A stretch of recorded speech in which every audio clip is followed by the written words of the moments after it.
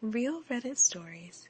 If you love wild things and crazy drama, hit that subscribe button and drop a like to help more people find the madness. When I was 16, my family took me camping, then left me alone in the woods. As I came back toward the campsite, with an armful of firewood, I heard my father's voice. If he wants to survive, he'll figure it out. Hour later, I watched them drive off without looking back. I wandered lost and starving for days, until I finally found help. I never saw them again until last month. 6 years later, my mother showed up at my work, sobbing. So, this is a long story, and I wasn't even sure I was gonna post it, but whatever.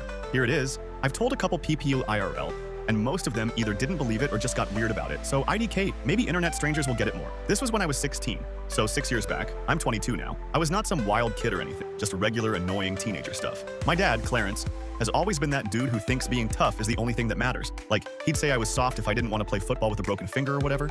My mom, Marion, she just goes with it. My little sister, Claire, she was 12, I think. Not really involved, just on her phone all the time. The weird part started before we even left for this trip. My dad kept making these comments like, "Oh, time for you to learn how to be a man," or stuff like that. Not the first time he said it, but it felt extra pointed this time. At breakfast, he looked at me and goes, "Hope you're ready to get out of your comfort zone." And I kinda just rolled my eyes, cause whatever, that's his thing. Mom barely said anything, just kept packing trail mix in those mini cereal boxes we drive 2 hours out to some state forest. Not a fancy campsite, just this basic spot with a fire ring, a couple picnic tables, and one of those outhouses that always smells. The drive was mostly silent except for Claire's TikTok videos playing on her phone. I tried to make convo, but my dad just kept staring at the road, and Mom was playing Sudoku on her phone. I remember thinking it was way more awkward than usual, so we get there, unload, set up the tent, all that. Dad's being extra bossy about how I'm not pulling my weight, I'm literally carrying the cooler, and he's still muttering about back when he was a kid and whatever. I just ignore it. When we finally get a fire going, Claire's on her phone, Mom's reading, Dad's just staring at me like he's waiting for me to mess up. Just a weird vibe next morning. Dad wakes me up early, says we need more firewood, hands me this crappy old hatchet and tells me to go out past the trail. Find some real wood, not the stuff near the site. I'm half asleep, but whatever. I go. I'm gone maybe 40 minutes. I don't have service out there, kinda just wandering around looking for dry branches. When I finally come back, I hear voices, and I stop behind this clump of trees. Not on purpose, just because I hear my name. I hear my dad, and he's saying, if he wants to survive, he'll figure it out. And my mom's voice, but she's all quiet, saying, "Are you sure this is the right way?" And my dad goes, "This is how my old man did it to me. He'll thank us one day." Claire says something, but I can't hear her. Just her voice all flat and bored. I just stand there, kinda frozen, is this a joke? I step out, and they all look at me, caught. Mom looks away. Dad just shrugs. Claire won't even meet my eyes. I drop the firewood and ask what's going on. And Dad just goes, "You'll be fine. You're a man now. Figure it out." And then he starts packing up the tent. At first I think he's bluffing, maybe this is some wild parenting thing. So I try to grab my bag, but Dad shoves me back. Not hard, but enough to make his point. Mom tries to say something, but Dad snaps at her, tells her to get in the car. I just stand there while they pack up. Claire throws my hoodie at me and says nothing. Mom tries to hand me an old granola bar, but Dad yells for her to get in the car now. She drops it on the ground. I pick up the granola bar. Dad slams the trunk. I tell him, "You can't just leave me here," and he goes, "You'll understand when you're older." Then he gets in the car. Mom's crying. Claire's got her earbuds in, and they just drive off. I stand there for a long time thinking, they'll come back? This is a joke. But they don't. I try calling them, but I left my charger in the car and my phone's almost dead. I try to call again, but I get nothing. No bars anyway. I check my pockets. I have 12 bucks. A lighter, my phone, the hatchet, the dumb granola bar. I walk back up the trail thinking maybe they're just around the bend, but the parking lot's empty. There's a weird feeling, I'm not even mad yet, just confused. I sit there for a while, hoping they come back, but nothing. So I try to get back to the site, but honestly, I get turned around. The trees all look the same. I'm not a scout, I don't hike. The sun starts going down and I get cold, so I just find a spot and try to sleep. Every little noise freaks me out, but I'm more annoyed than scared at this point. Really? This is what they think is gonna fix me? Next day, I try following the trail markers, but they just loop back. I ration the granola bar, but it's gone by the second day. I yell for help a few times, but there's no one. I drink from a stream, probably not the smartest, but I did see at that point. I try not to sleep much because I keep hearing stuff. After a few days, I'm hungry, tired, and pissed off. I keep thinking about what Dad said, how his dad did this to him. I keep thinking, he's always talking about tough love, but this feels more like he just wanted to get rid of me for a bit eventually. I see some hikers and they stare at me like I'm a wild animal or something. One of them gives me water, asks if I'm okay. I tell them my family left me, and they just look at each other like, is this kid serious? They walk me back to the trailhead, and I just sit there while they try to call someone. I give them my parents' number, but no answer. I end up with some park rangers, and they call my Aunt Aurora. She picks me up, barely says anything, just drives me to her house, makes me a sandwich, and tells me to sleep on the couch the next day. She says my parents are taking some time, and maybe it's best if I stay with her for a while. I ask if they even called. She shrugs, says, they need space, and I should think about what I did to push them that far, which honestly pisses me off more than anything. I try calling again, nothing. After a week at her place, I just stop trying. I don't see or hear from them again. Not for 6 years. I move out at 18, start my own thing, block them everywhere. Every so often I'd get a message from Claire on Instagram, just a meme or something, but nothing real. I figured I was done with it. I figured if they didn't want me, I didn't need them. Then last month, my mom shows up at my work, just walks in looking older, tired, and starts crying. I literally have not seen her face in 6 years. Didn't even recognize her at first. That's how part 1 ends, I guess. If you want to know what happened when she showed up, I'll post more. But yeah, that's how my family left me in the woods. Not even an apology, not even a call, just gone. Update 1. Alright, so here's part 2. Like I said, if you read part 1, you know my mom just showed up at my work out of nowhere after 6 years. Honestly, it was so random I thought I was seeing things. It's not even like I live in the same town. I moved way out after high school, blocked everyone, changed numbers, the whole thing. So her finding me, that's not an accident. She had to ask around. She looked rough, like she hadn't slept. And she was just standing there at the front like she didn't even know what to say. So I walk up, and before I can even open my mouth, she starts crying. Like not even cute crying, just ugly, snotty, can't catch her breath crying. She grabs my arm and I pull back. Just instinct. I don't want her touching me. People are staring. I tell her to step outside and she follows, still crying. And I gotta admit that made me mad, like seriously. After all this time you show up and just expect me to be cool with it. Nah. Outside she tries to talk, keeps wiping her face with her sleeve and saying she's sorry, that she's been trying to find me, that she misses me, all this stuff. I just stand there. I tell her to get to the point cause I gotta get back in there, and she kinda flinches. She starts rambling about how everything went wrong after I left, how Claire barely talks to her, how Clarence, my dad, is not the same, and how she just wants to see me. No, I'm okay, all that. She says she's sorry, says she never wanted it to go like that. It was never supposed to be that bad. Clarence just wanted to teach me a lesson. He thought I'd toughen up, that I'd come back after a few hours and prove I could handle myself. I cut her off, told her I wasn't interested in her excuses. She tries to grab my arm again and I push her back. Not hard, but enough. And she kinda stumbles. She looks at me like I slapped her. She tries to say she didn't have a choice, that Clarence wouldn't listen, that she wanted to come back for me, but he wouldn't let her. I asked her why she didn't call the cops then, or at least my aunt, or literally anyone. She gets real quiet, just looking down at the sidewalk and says she was scared of him. Nangle, that made me angrier than anything, because she always acted like she was on my side growing up. But whenever Clarence got like that, she'd just go along with it. Always. I say, you let him leave me there. You never called? You never even tried. She starts up the waterworks again. Goes on about how she was so young and didn't know what to do. I just stand there with my arms crossed. I don't care. People are walking by, some giving us looks. But she starts talking about how everything went wrong right after. How Clarence got meaner and meaner. How Claire started sneaking out, how the family just fell apart. She says she lost her job. They moved into a smaller place. Clarence started drinking more, got in fights with neighbors, all that. She says she tried to reach out to me, but my Aunt Aurora wouldn't give her my info. I know that's a lie. Aurora barely talked to me after I left, just sent the occasional Facebook, so I call her out on it. She shrugs, says maybe she misremembers. I ask her what she wants from, straight up. She says she just wants to know I'm okay, wants to talk, maybe get coffee, try to reconnect. I laugh, couldn't help it.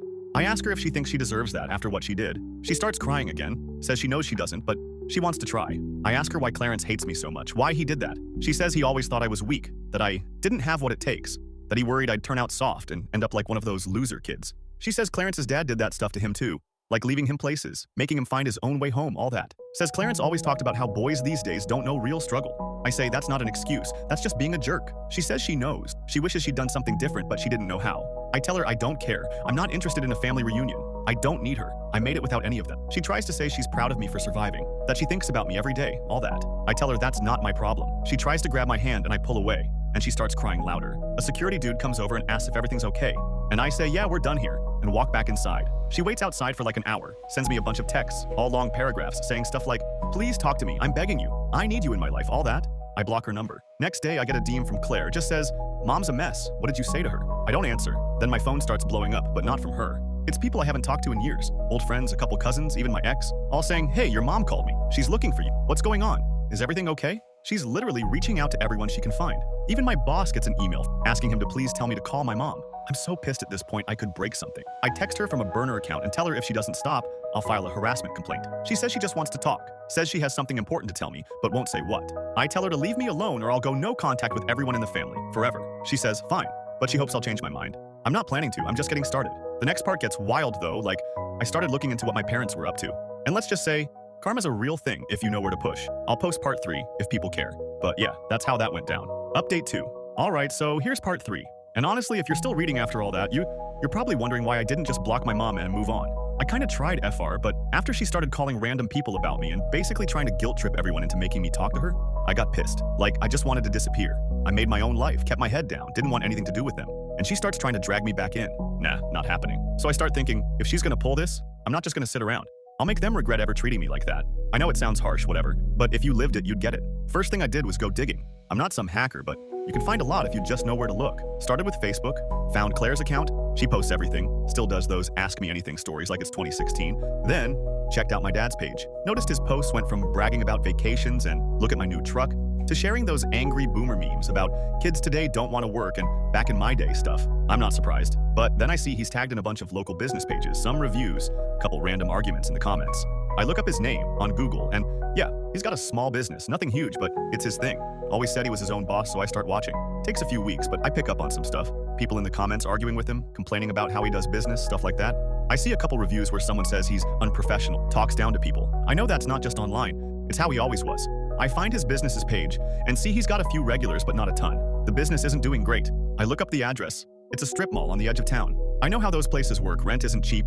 I don't go there, I'm not stupid. But I do start messaging some of the people who left reviews. Just regular stuff at first, like asking how their experience was, if they'd use the place again, stuff like that.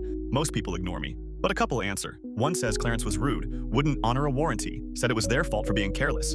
Another tells me he tried to upsell her on some stuff she didn't need. I don't give them my real name, just say I'm thinking of using his business. Nobody is surprised when I say I got a weird vibe I start pushing. I leave some honest review, nothing crazy, just the truth. Say I had a bad experience, staff was rude, wouldn't recommend. I post in a local Facebook group and ask if anyone else had trouble. People start chiming in. I don't make anything up, I just nudge the story along.